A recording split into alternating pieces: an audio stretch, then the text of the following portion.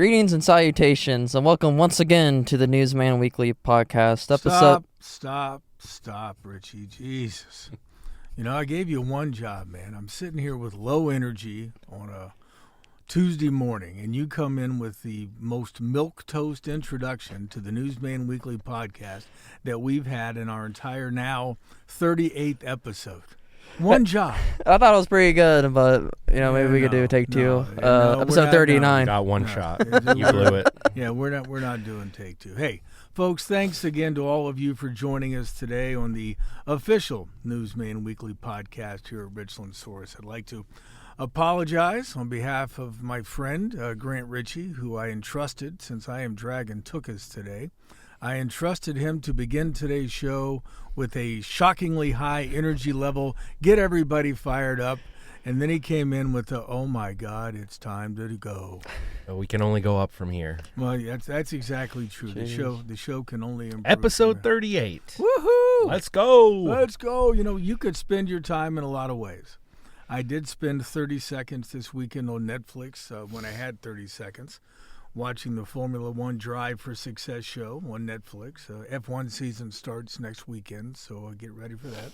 I've heard about that sport. Now, you hear that, Netflix? It's the second week in a row I've mentioned you. How about a little remuneration in terms of sponsorship for the effort? You know, we are grateful that you choose to spend time with us here each week on the Newsman Weekly Podcast. Thanks also once again to local country singer Luke Watson for crafting this show's theme song.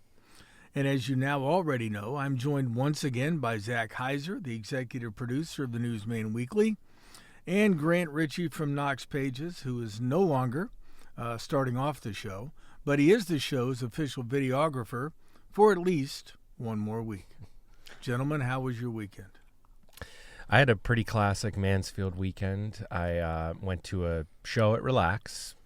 Relax is just coffee. There's a Narrow Arrow, Odd Epoxy, and When. Some best coffee in town. Shout out to Paul Kirley. Best coffee and best music over the weekend. And then I went to the Wren for Jesus Christ Superstar on Sunday, and had a little brunch at Hudson and Essex. So look at you, Mr. It was a nice, wholesome Mansfield weekend. Man, Mr. Dad hanging out.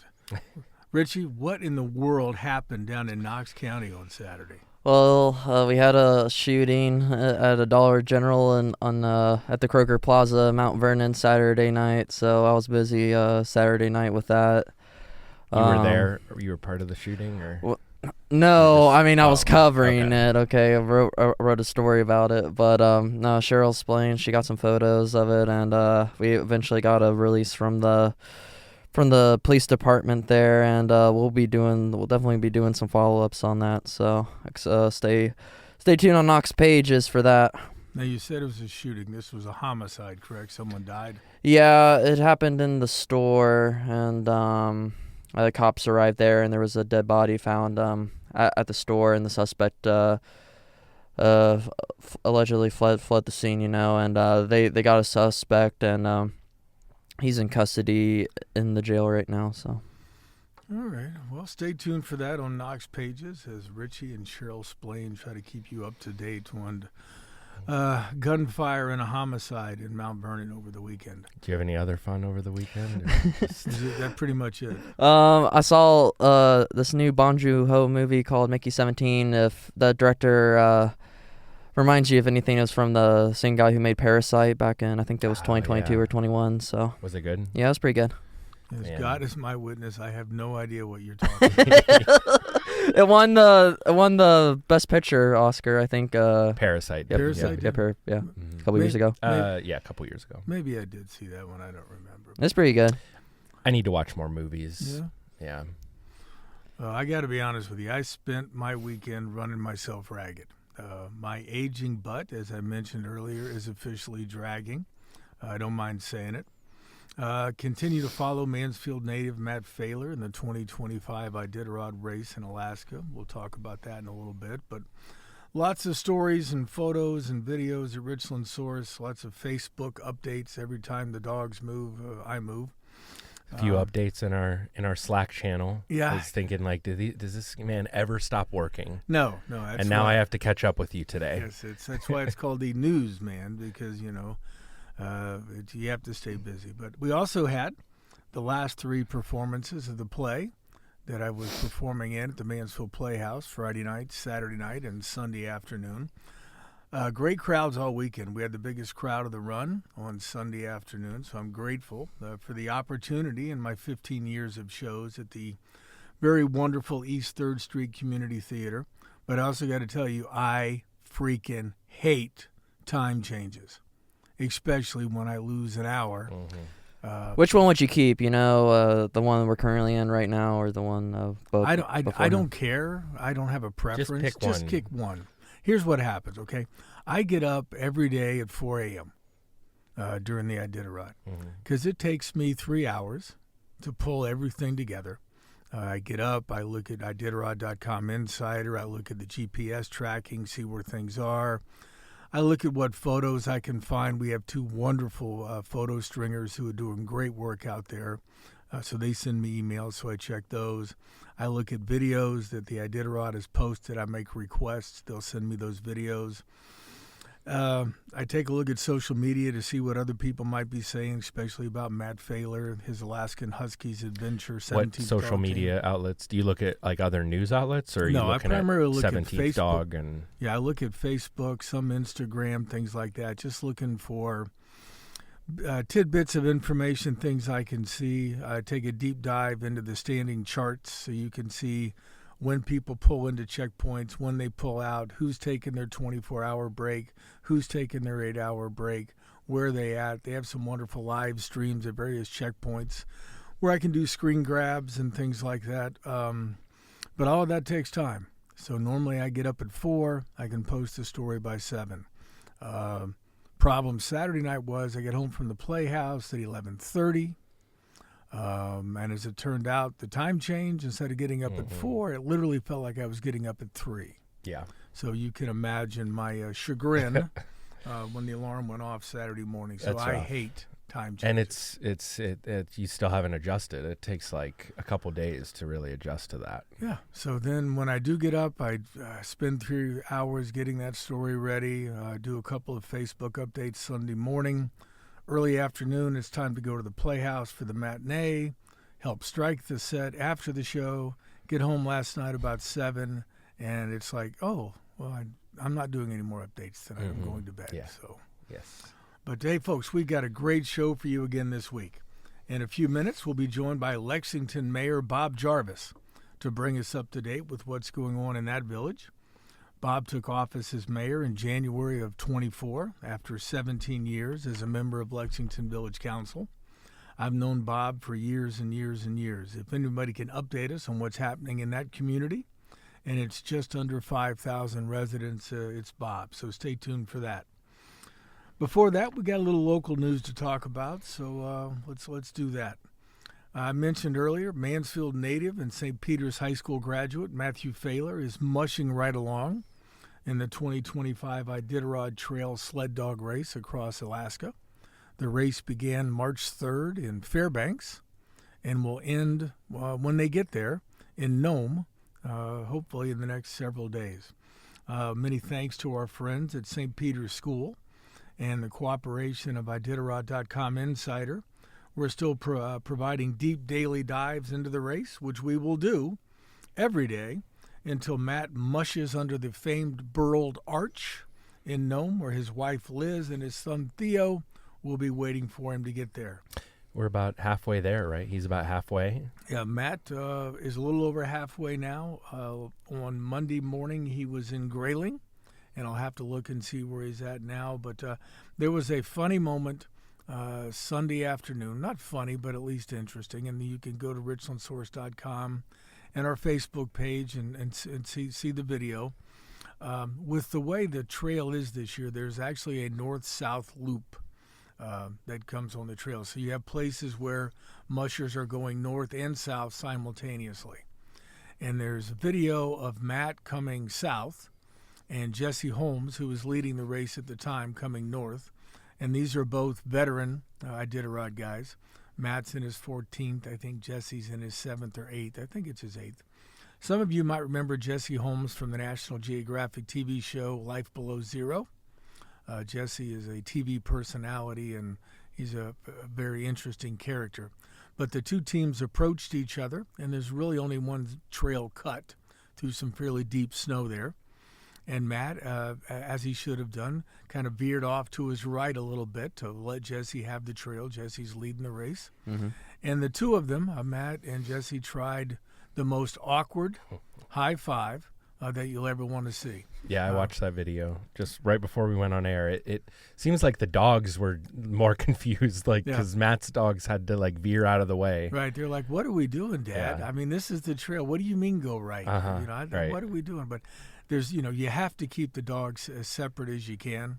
There could be some interesting interactions if dogs that don't know each other suddenly become involved. But it was great to see. I could almost hear Matt laughing as the high five kind of failed. But we'll keep you up to date all week on where Matt's going. So do you think he'll be done by next week, or? We're a little over halfway through. Yeah, we should be able to talk next week about how everything finished up. So, and hopefully we'll get Matt back on the show. We'll get him to talk about this year's race, and maybe we can begin planning an evening with Matthew Failor. We'll get him and Liz and Theo to come back to Mansfield and visit. And so stay tuned for some information about that. Hey, folks, an 18-year-old went to an Ontario City Council meeting last week. Oh, wow. Stop right there. And urged local lawmakers to consider his ideas on how to improve affordable housing in the city. Richland Source reporter Grace McCormick reported on that. Apparently, Nicholas Ray, who also would like to be president someday, told council, quote, "Challenges of our time demand bold and collaborative solutions." That sounds like the beginning of an inaugural address. Yeah, let's go. That not only address the daunting shortage of affordable housing, but also breathe new life into our underserved neighborhoods. He's a senior at Ontario who attends Pioneer Career and Technology Center. He suggested the city create a housing development fund to provide grants and low-interest loans for developers who commit to building or rehabilitating affordable housing. He proposed the Housing Development Fund and Revitalization Grant Program be funded through a combination of city budget allocations, state and federal grants, and private sector partnerships, as well as collaborations with nonprofits and community groups. He said, quote, "Every resident deserves the opportunity to live in a home they can afford, a home where they feel safe, secure, and part of a thriving community. By working together, we can ensure our revitalization efforts reflect the aspirations and needs of those we serve."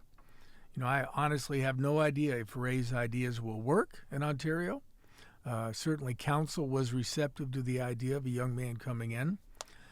God bless a high school student willing to step up and become a part of the local government solutions rather than be a problem. I agree. Credit to this young man. Yeah, and really anybody that's willing to go and actually talk to officials face to face. It does more than a year's worth of you sharing things on Instagram stories or Facebook.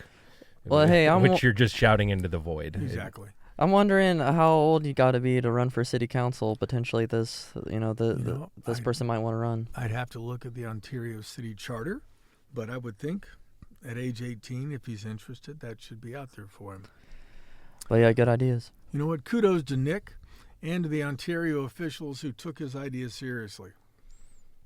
Moving on, the Ashland County Sheriff's Office last week arrested a man that they described as an illegal immigrant from Honduras after a Tuesday night crash near Pleasant Hill Lake. The man was identified in Ashland Municipal Court records as Edwin Lozano, age 32, and he was placed Wednesday into the Ashland County Jail. As of Thursday morning, however, federal government officials picked him up to take him to a holding facility, perhaps ICE, the immigration and I forget what ICE is an acronym for. Officials with the sheriff's office said they didn't know where he was taken. He had faced 2 misdemeanor charges of obstructing official business and resisting arrest. Ashland Municipal Court Judge John Good set his bond at $7,500 on Wednesday, but then he was whisked away with the immigration people. Immigration and Customs Enforcement. Thank you very much, Richie. Hey. It only took 38 episodes, but Richie was just of great assistance to the old newsman. Way to use Google. Yeah. I kind of feel bad for ripping you at the beginning, but not bad enough to go back to redo it. That's all right. I'll keep coming back. All right. Ashland County Sheriff Kurt Snyder talked to county commissioners Thursday about it and said, quote, "We did encounter some of our illegal immigrants on Tuesday evening." He confirmed Lozano's brief stay at the county jail and that ICE agents came to take him to a holding facility. He said he believed Lozano is originally from Honduras and that he crossed the U.S. border illegally 2 years ago. So I'm sure Dylan will keep us up to date with what's going on with that. It's time for our new segment. We started it last week, and we'll try it again this week. Seemed fairly popular. Stupid Criminal of the Week. Here's one I saw. Police in Florida got a rather unusual 911 call from a woman. Florida. Yeah, I was about to say. It was Another Florida woman. Yeah, there you go. She called 911 to report she had just broken into a closed car dealership and intended to steal a vehicle. She fessed up to her plans and told the dispatcher she was, quote, trying to steal a car that's not legally mine. But the strangest doesn't stop there. Once the cops got to the Cadillac dealership in Fort Myers and spoke with her, she explained why she called the police. Apparently she was participating in a game of black ops to steal a car, and hoped that revealing her plans to police before she acted on them would make stealing the car somehow legal. The door of an Audi A5 had been left open, police confirmed, but there was no evidence of any vehicles being stolen. So when police got to the scene before the 37-year-old could successfully steal it, they couldn't charge her with grand theft auto. They did, however, charge her with trespassing. And you just can't teach that kind of stupid. Maybe it was her guilty conscience, saying, hey, you shouldn't do this. So, all right, I'm just going to call the cops, before they stop me before I do something bad. Yeah, I don't know what this game of black ops is. She thought she was in a video game? Yeah, it's a Call of Duty. Yeah. I don't know. You know what? Go steal a car in El Mazra if you're playing a Call of Duty. Then do that there. You know what? That's enough for now. Let's take a quick break. And when we come back, if Ritchie is still here, we'll be joined by Lexington Mayor Bob Jarvis. Stay with us. Well, welcome back to the Newsman Weekly. Joining us now, as promised, is Lexington Mayor Bob Jarvis. Good morning, and thanks for being here so damn early.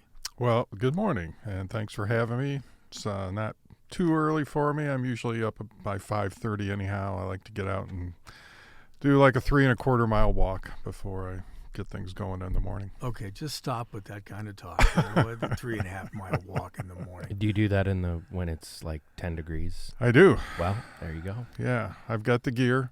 Yep. I've known Bob for about 400 years. Bob coached my middle son growing up playing soccer. And what does it used to say about cold, snowy, rainy days when they were playing soccer, Bob? It's perfect soccer weather. I mean, it could be gale force winds. But Bob had appropriate gear on, and it was always perfect soccer. No bad weather, just bad gear. Exactly. All right. So, Bob, let's kind of start at the beginning.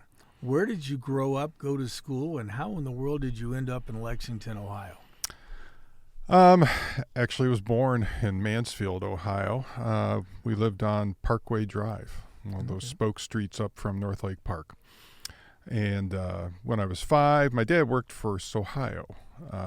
And he ran a couple stations in Mansfield when he was here. One here just at 4th and Mulberry, and the other one at Marion and Sherman.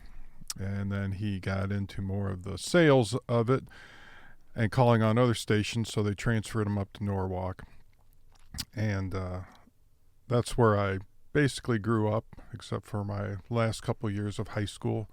Norwalk was a good town to grow up in. So then he got transferred up to Toledo and finished my high school up there, went to University of Toledo, got an industrial engineering degree, met my wife in high school up in Maumee.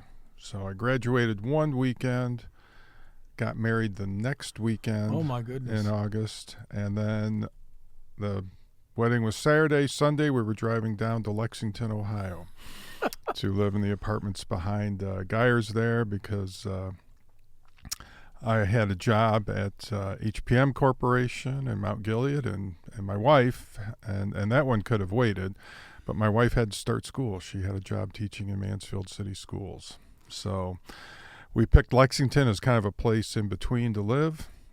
We always thought that we'd probably move back to a more metropolitan area, and then we had children, and all of a sudden Lexington, Ohio is a pretty good place to raise a family. Yeah, I had two of my sons went to Lexington schools. One went to St. Pete's, but you're right.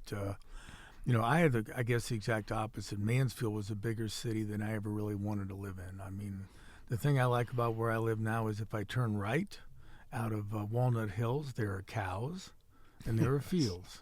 And if I turn left, then I can get to work in about 10 minutes. So, yeah, it's a great place. Now, as you said, you lived and worked and raised two kids in Lexington schools. Two great kids, by the way. I'll say that about both of them, both highly successful. Thank you. I think your son is an attorney and your daughter is an engineer. She is. Her and her husband both work for Dow Chemical. They spent time in Michigan, and then they went down to Texas for almost 8 years. They got back last February because they made Lori a plant manager up back in the Midland, Michigan area. We just got back last weekend from watching the grandkids while they took a well-deserved little 4-day break up in Traverse City, but no break from the snow. They were trying to drive to another place called Glen Arbor, and they got about 10 minutes out, and the snow from Lake Michigan forced them to turn around. Oh, my goodness. At least head back to Traverse City. So yeah. So thanks. Yeah. We're thrilled to have them a lot closer. It's better to be a 4-hour drive than have to hop on a 737. Exactly. But what prompted you along the way, almost 2 decades ago now, to get involved in local government? Well, Gene Parkinson asked me back, and he was the mayor of Lexington that time, served for mayor for 32 years, asked me to be on the planning commission. And that was in the 90s, and I did that. And then he encouraged me to apply for an open council seat. I believe it was Scott Brogan who had left because of job responsibilities. And so I applied for it. I got it, and the rest is history. It's at the time, and I still do. It's giving back. You get a chance to help the community that you live in and do some good for it. And nobody gets rich in small local government. Council people in Lexington get paid $50 a meeting. $50? Unless you're the... No wonder the meetings are so short. I got to say, Lexington Village Council, I've always respected, and not that I've covered them a lot, but Lexington Village Council, they actually set what time the meeting's going to end before it starts. It's true. And you love a prompt end to a meeting. Oh, and I tell you, there's been a bazillion Mansfield City Council meetings where I wish somebody had done that before we started. How do you do that? How do you say we're going to end at 8 o'clock? It's the responsibility of the council president to make that motion there at the beginning of the meeting. So I did it for over 10 years. And they say, Win Kearns is now the president of council, and he does ask exactly what my algorithm was on that.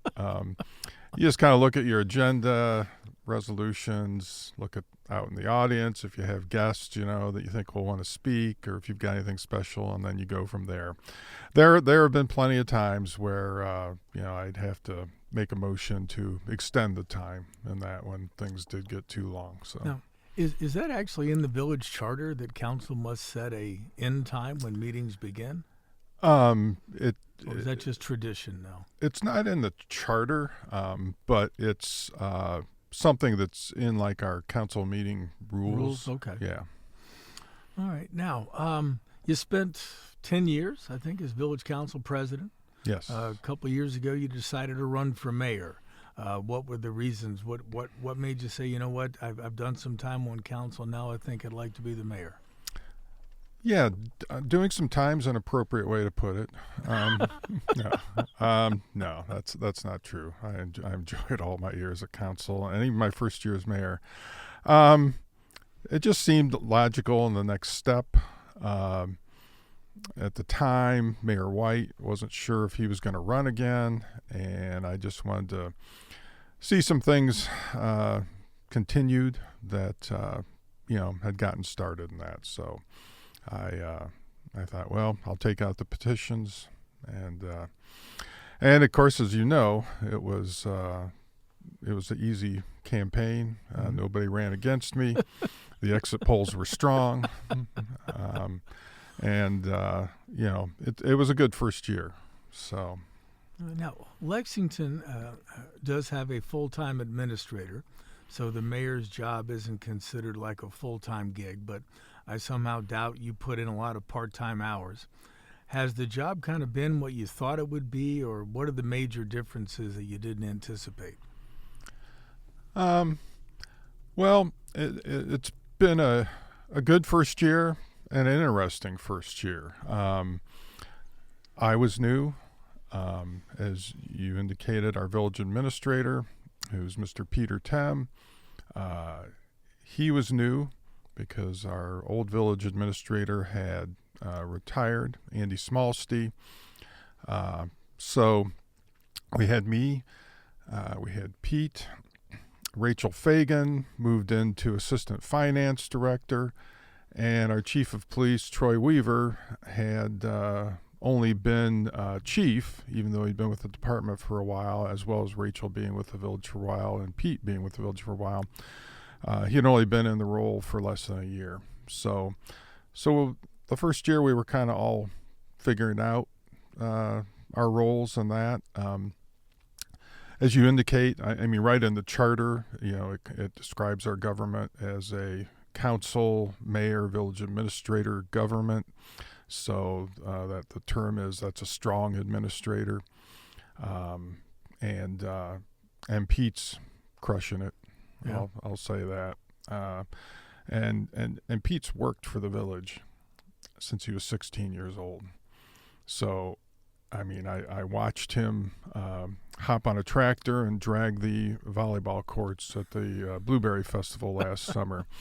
So not only does Pete know where the bodies are buried, but he knows how to bury them. So now Pete, I think he still coaches the high school soccer team? He does. He's the boys' soccer coach. I think he's done it for 13 years now. So you and he spend some time talking soccer strategy, and you give him advice and things like that? Pete just talks to me.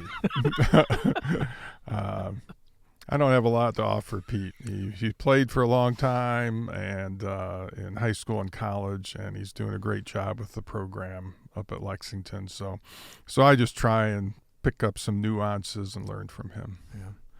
Now, back in November of last year, Village Council, well, let me preface this. There was a spot downtown, Main Street, right at the Village Square, so to speak, that had been...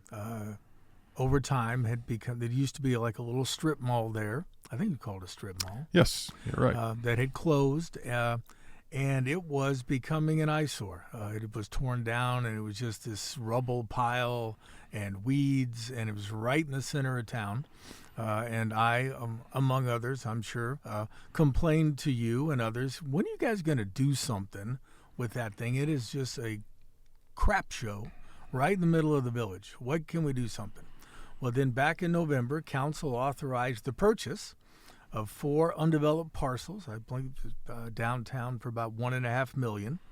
I think there was some private investment involved in that purchase as well. And that was the first real step toward cleaning up this eyesore in the center of town. How did that finally come to pass, and bring us up to speed with what's happening at the site and what you anticipate going forward? Okay. Wow. Is that just one question? Well, No. no, it's like 18 statements Okay. followed by a question at the end. I was rambling. Yeah. No. Yeah, certainly heard plenty about it as being on council and then as mayor and even when running for mayor, and I would get many of the same questions. And so when I was elected mayor, I knew that I had to get that hole filled in or be buried in it. Pete will get the tractor out. Yes, exactly. So we actually it transpired in November, but I had made contact with the property owner, Andy Mead, all the way back in January, just to kind of get things going, see if we couldn't work something out. And we were able to come to an agreement on price, and it was, a price that it was appraised at.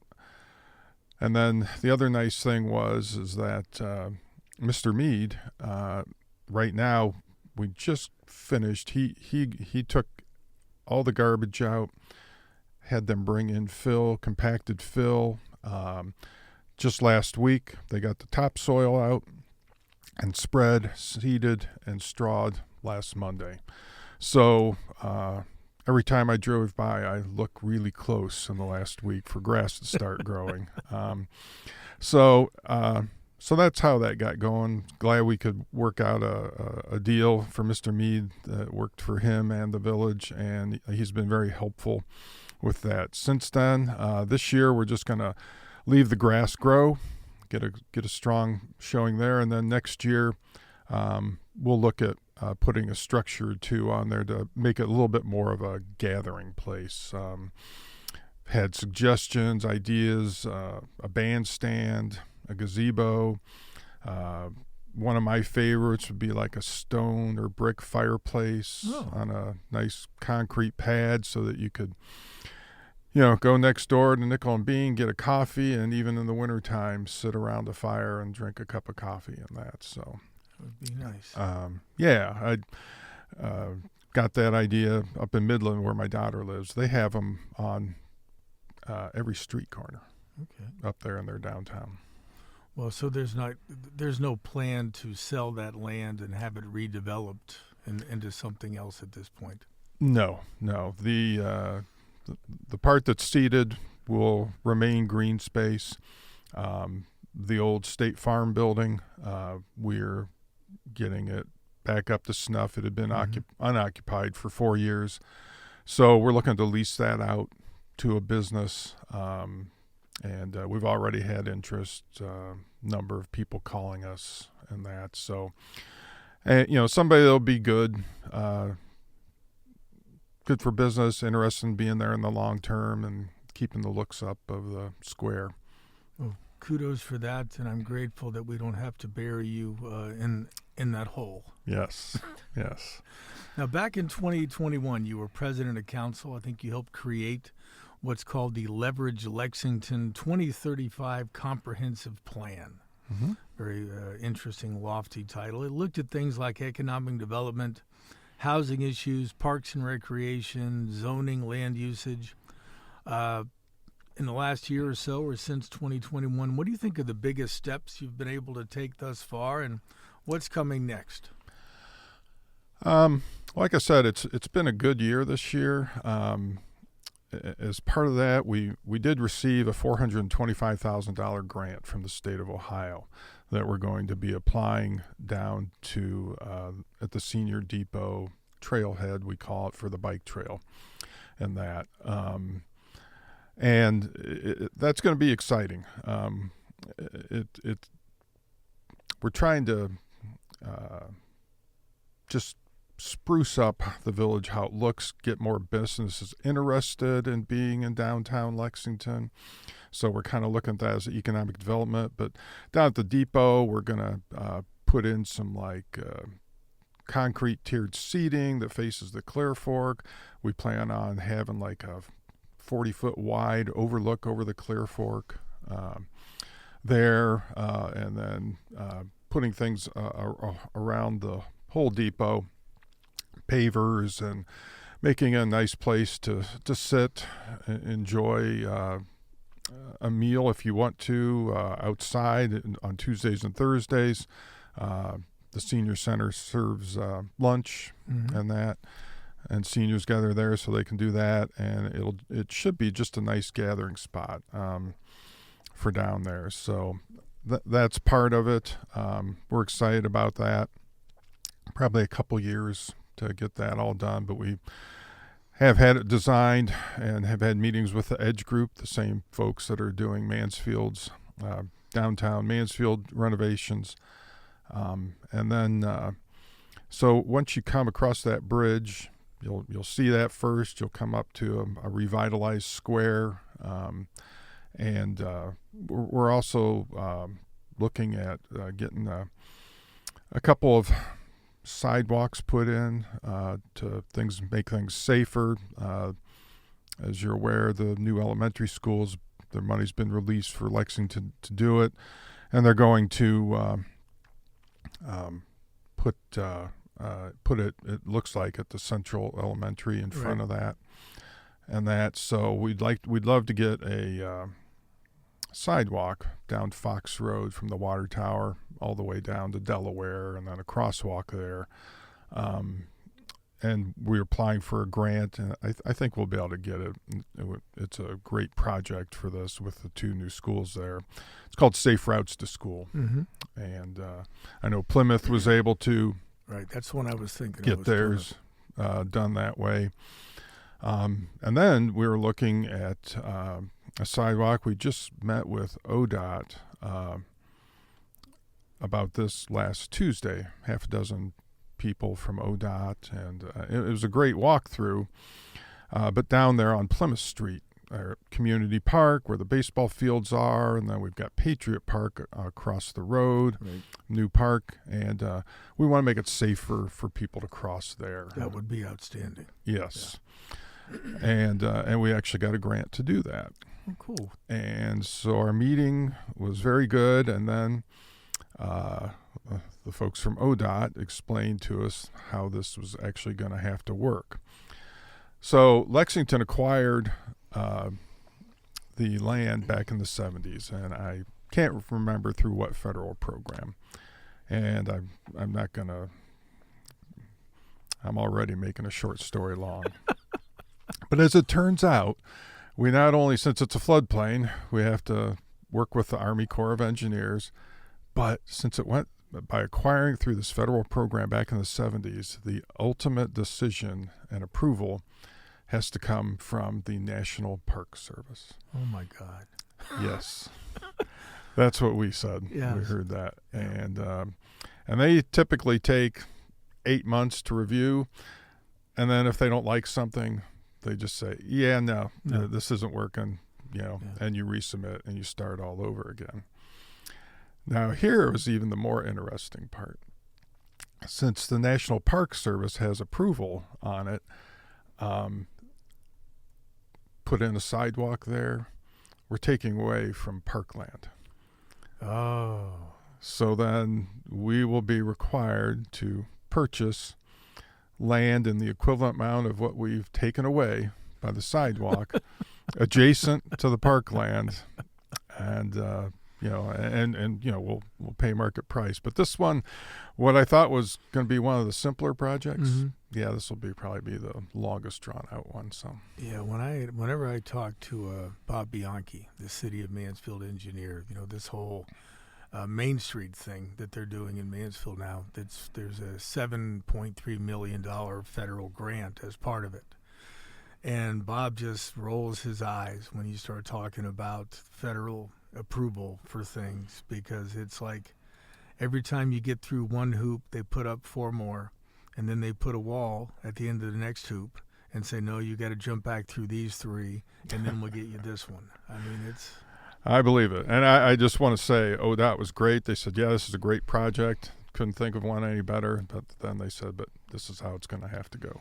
Yeah. Wow. I had no idea that Lexington had National Park Service land. Yeah, I thought the Cuyahoga National Park was the only national park in the state. So. Well, you should put up a sign, national parks. Now it's worth more. There you go. Yeah, there you go. You mentioned being able to sit outside and eat, so I wanted to mention this to you. There's a couple of former staple sites that are now sitting empty in the village, and the one I really want to focus on right now is the former Buck's restaurant.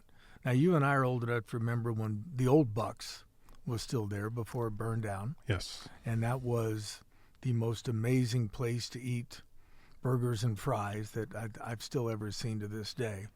But Bucks, where it moved, has now closed. It's sitting empty. Yes. Now, every time I go to Baker's Pizza in Bucyrus, which is quite frankly not often enough, I talk to the people over there and I tell them, you know what? There's a great spot in Lexington. It's a good place. It's a well-kept building. It's got a massive parking lot. It's not far from the Mid-Ohio Sports Car Course. Why don't you open a Baker's Pizza East? So what's going to happen with Bucks, and how can you join me, Mayor Jarvis, in convincing Baker's Pizza to come to Lexington? I think we need to, get a Chamber of Commerce in Lexington going and make you the head of it so that you can, represent us, continue to represent us well for that. Yeah, it's frustrating. We would love to see something going in there. It's right now, it's very hard to talk to the bank that's in charge of things there. I think the last time we actually got to talk to a human being might have been November. We tried again in January and still haven't heard anything back from that contact. So I believe from what they told us in our November conversation that the foreclosure process is wrapping up, but I am not sure when it's going to be complete, or even what their intentions are of what to do with the property once the foreclosure process is wrapping up. But it would be a great place for Baker's Pizza. We too drive over to Bucyrus, yes, and pick up pizza there.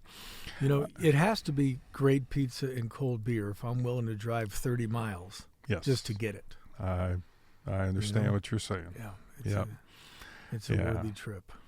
We do have, so the Happy Grape closed down there. That's the other one I was going to ask you about. Okay.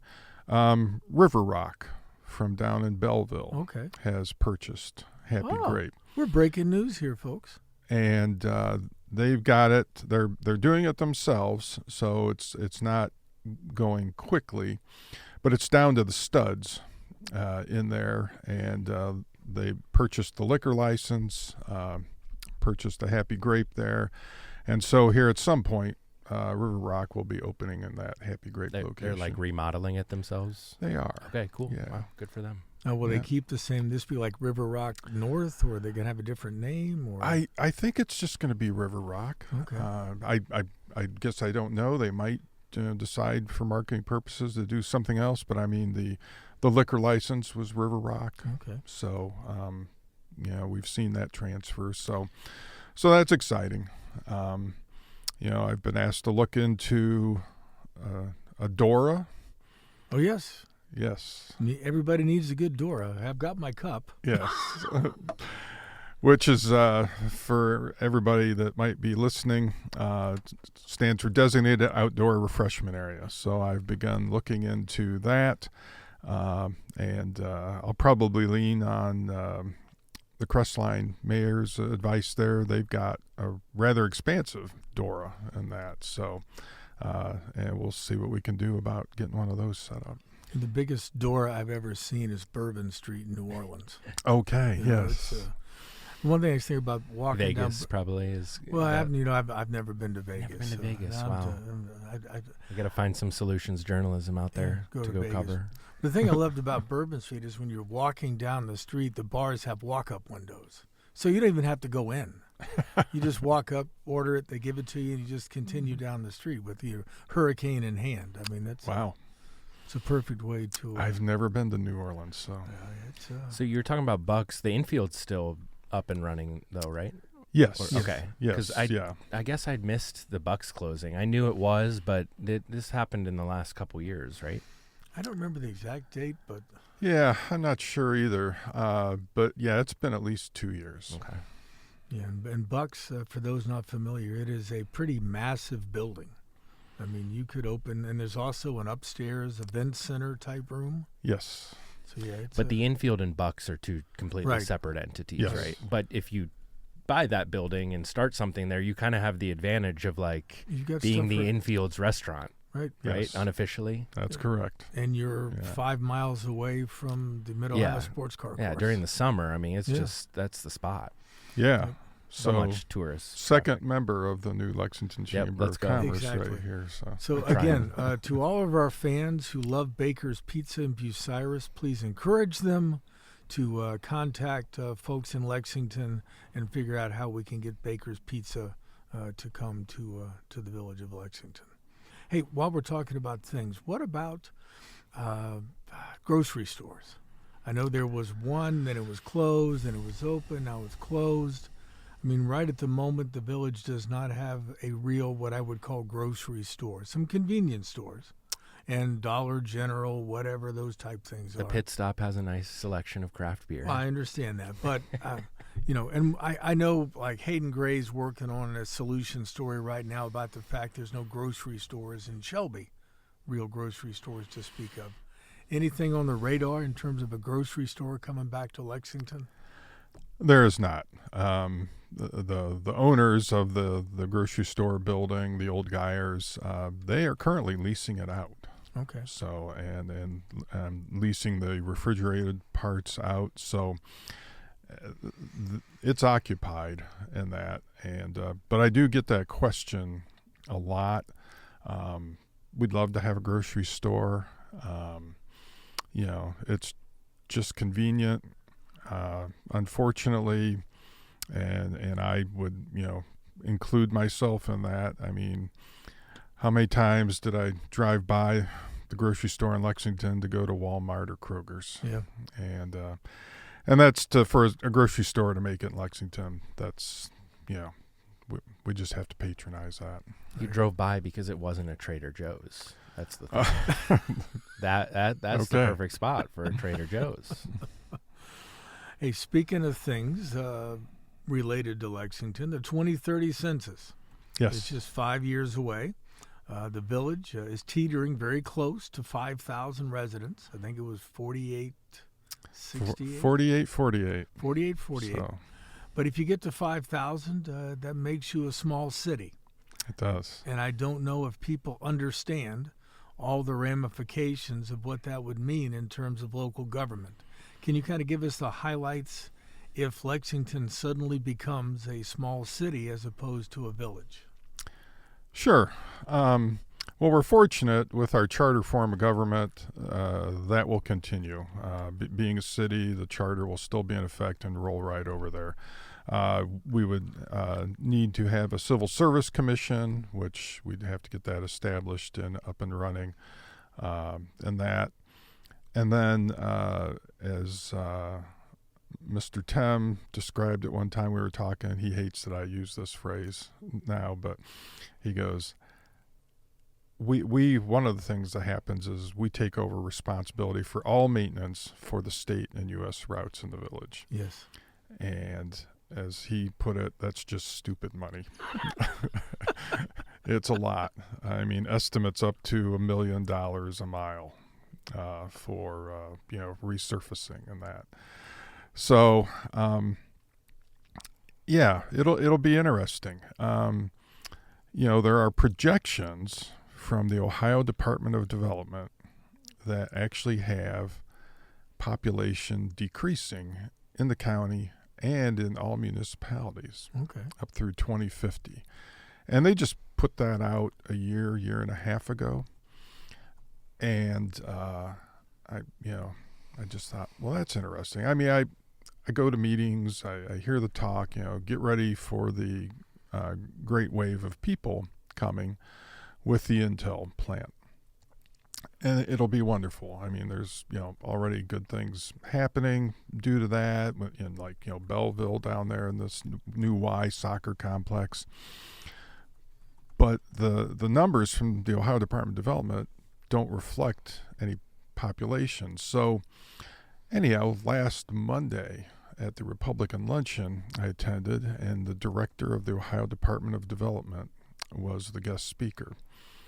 And so I got Adam Gongwer, the Service Safety Director from Ontario now, to ask the question so I wouldn't have to. Because I showed him, I said, I wonder if this is still true. Anyhow, he asked the question about the projections, and her comment was, and she's a great person, I think I can see why, things are going well in that department now. She just said, yeah, we probably won't revisit those. We're going to let them stand as they are. Won't revisit it till after the 2030 census. So I'm not sure where it's going to go. We know what to do if we were to become a city, but we'd like to remain just a large village if it's possible. I'm not against growth, but like I said, it leaves small. It stinks to be a small city in the state of Ohio. So you're probably not looking to annex my neighborhood of Walnut Hills anytime soon, then. Probably not. Okay. All right. Let's kind of end with this, then, Bob. What are you most excited about for the next 3 years of your first term as mayor? I think all the stuff that we're going to be doing, as I mentioned, down at the depot, at the square, our sidewalk projects. Another project we got going that we got a grant for is we're landlocked in the village of Lexington. Our industrial park, they might be able to shoehorn one more plant in there, but then that's it. So in the last month, we had a meeting, and we got a grant for this too, with a company that's going to be doing a feasibility study on putting a connector road from 42 and 97, where the old Rite Aid is, and going out towards Lexington Spring Mill and Hanley. Okay. And just to see if that makes sense to pursue that, just to give us some place for some more light industrial expansion, as well as even housing out that way. So just in the very beginning stages, just had the first meeting on it. So we'll see what happens. We've already applied for a grant for the design of it, should this study say, yeah, it makes sense. So we'll see how that goes. Just see the other projects we've talked about come to fruition, along with the new school. I mean, I think in 2 or 3 years, Lexington's going to look a little different. Oh, excellent.